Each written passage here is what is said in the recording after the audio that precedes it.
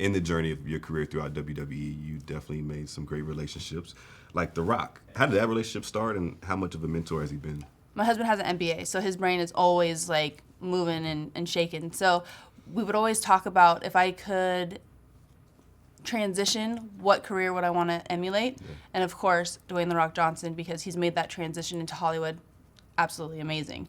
It was one of those things where we kind of put out into the universe, like if I could get in front of his agent or somehow have a meeting, it would be fantastic. And then one day I met Dwayne at a WrestleMania, and he was with kind of like an entourage of guys. Well, his agent was amongst that entourage. I had no idea at the time. I just said, hello, very nice to meet you, kept it moving. Maybe a month later, I was at a shoot. I got a call from WWE PR and said, Eva Marie. They said, would you take this meeting with Brad Slater? Brad Slater is Dwayne's agent at William Morris. And I almost dropped the phone. Like, I looked at Jonathan and I'm like, oh my God, of course, like, you don't have to tell me who this guy is. Long story short, having the meeting, totally hit it off with Brad. He was like, okay, well, I need Rock to sign off on you, so he's gonna give you a call. And I'm like, I look at Jonathan like, oh my goodness. So Dwayne called me and we talked probably for like maybe 45 minutes. He just wanted to pick my brain, see where it was at, like what I wanted to do within WWE and also into Hollywood.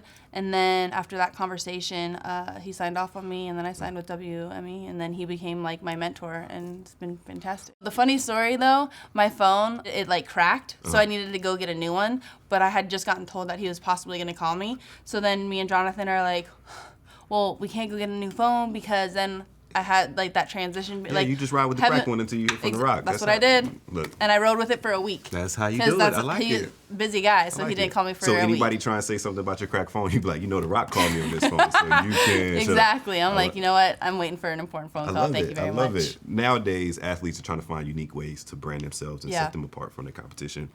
You had all red everything for a while. I did. Right? Red hair, red everything. Yes. Literally. How important was that branding for you and your career? Going red was the best business decision that I ever made. At the time, I had no idea that it was such a great choice. And thank you very much to Rihanna, because that's where I got inspired. I was listening to her Loud album, and it came down to Game Time decision, platinum blonde or red, because WWE wanted me to stand out. At the time, there were so many girls with dark hair that they didn't want me to get mixed amongst them, especially on the reality show.